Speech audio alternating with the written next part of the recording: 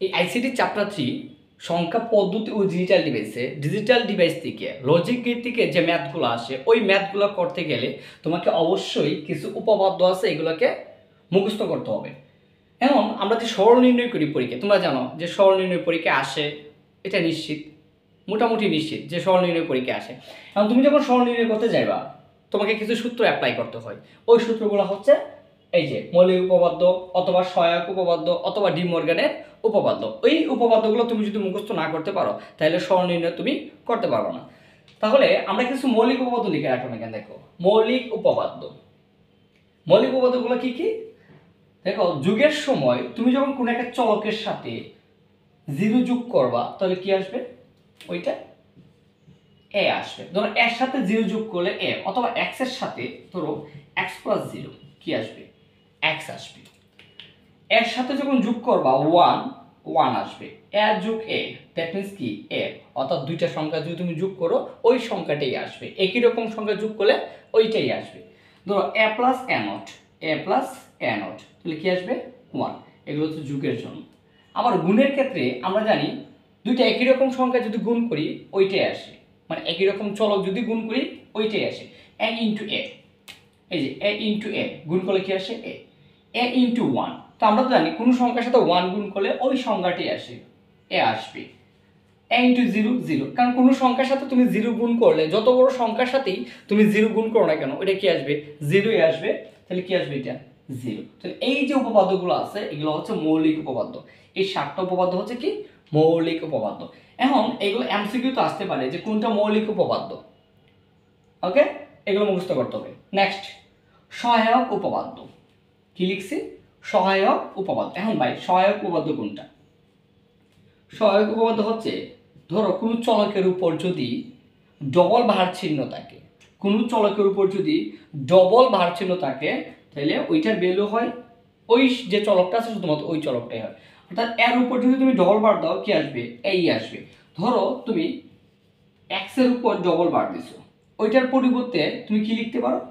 X লিখতে পারো। এটা ছিল আমার কি? সহায়ক উপপাদ্য। তোমরা যখন ম্যাথ করবা, তোমাদের সরল নির্ণয় করতে যাবা, তখন দেখবা এই যে সহায়ক উপপাদ্যটা আছে এটা কতটুকু কাজে লাগে। এটা ছিল সহায়ক উপপাদ্য। তাহলে আমরা মৌলিক উপপাদ্য দেখলাম, কি দেখলাম? সহায়ক উপপাদ্য। এখন ধরো আরো কিছু উপপাদ্য আছে। ডি মর্গানের উপপাদ্য। ডি মর্গান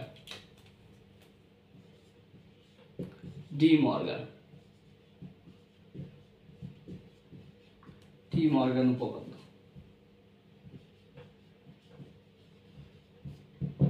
ডি মর্গান উপপাদ্য। এখন ডি মর্গান উপপাদ্য কোনগুলো?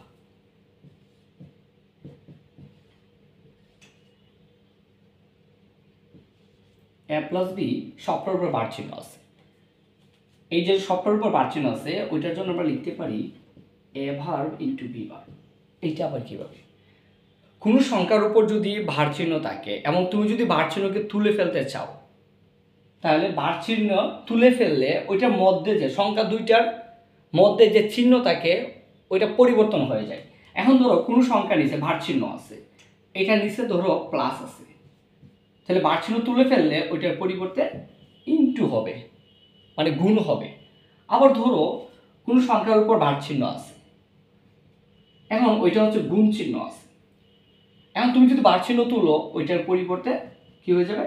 প্লাস হয়ে যাবে। তাহলে আমরা জানি, এটা বলতে পারি, আমরা যদি কোনো কারণে বার চিহ্ন তুলতে যাই তাহলে মধ্যে যে চিহ্ন থাকবে, দুইটা সংখ্যার মধ্যে যে চিহ্ন থাকবে ওই চিহ্নগুলো তোমাকে কি করতে হবে? পরিবর্তন করতে হবে।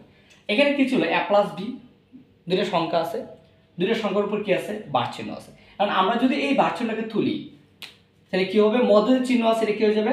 গুণ হয়ে যাবে, দ্যাট মিন্স ইনটু হয়ে যাবে। আবার একটা একটা করে কি হবে? বার চিহ্ন হবে। এটা হলো ডি মর্গানের 1 নম্বর উপপাদ্য। আবার ধরো এ ইন্টু বি সবটার উপরে বার চিহ্ন, এখন বার চিহ্ন তোমাকে তুলতে হবে। ওই যে বার চিহ্ন তুলবা তুমি কি করবা? যে এ প্লাস বার চিহ্ন তুলতেছি, মধ্যে কি চিহ্ন আছে? ইনটু আছে, তাহলে কি হয়ে যাবে? প্লাস এ প্লাস বি। আবার সবটার উপরে একটা একটা করে কি হবে? বার চিহ্ন হবে। এটা হচ্ছে কি ডি মর্গানের উপপাদ্য। এমসিকিউতে তোমরা দেখবা, এমসিকিউ যখন সলভ করবা তখন দেখবা হচ্ছে ডি মর্গানের উপপাদ্য কোনটি। অর্থাৎ ডি মর্গানের উপপাদ্য হচ্ছে তুমি সবটার উপরে কি থাকবে, বার চিহ্ন থাকবে, আর মধ্যে যদি এটা যদি প্লাস থাকে এটা কি হয়ে যাবে ইনটু, এটা ইনটু আছে এটা কি হয়ে যাবে প্লাস হয়ে যাবে যখন আমরা বার চিহ্ন তুলবো। এটা হচ্ছে ডি মর্গানের উপপাদ্য। এখন ধরো এটা তো লিখলাম, আরও দুইটা সূত্র আছে যেগুলো আমাদের কাজে লাগে। আমরা যখন লজিক গেট করছিলাম বা করেছিলাম, দেখো আমরা XOR গেট পাইছিলাম, একটা গেট পাইছিলাম XOR গেট। কি গেট? এই যে XOR gate. XOR gate, XOR gate মানে হচ্ছে A XOR B। এখন তুমি যদি এই XOR B কে তুমি ভাঙবো, কি পাও দেখো, A ভার্ব into B plus A into B বার। এটা তোমাকে মনে রাখতে হবে। আমরা যখন XOR গেটকে আমরা ভাঙবো তখন কি পাইতেছি, A ভার্ব into B plus A into B bar. আরেকটা গেট পেয়েছিলাম সেটা হচ্ছে XNOR gate. XNOR gate, XNOR গেটটা কিরকম ছিল, A XNOR B।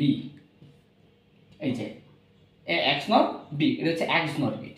এখন XNOR গেটে তুমি যদি ভাঙবো কি পাও দেখো, A ভার্ব into B bar plus A into B। তাহলে এটা ছিল আমার কি XOR, আর এটা কি XNOR গেট। তুমি সরল নির্ণয় করতে গেলে অবশ্যই তোমাকে এই সূত্রগুলা মুখস্থ করা লাগবে।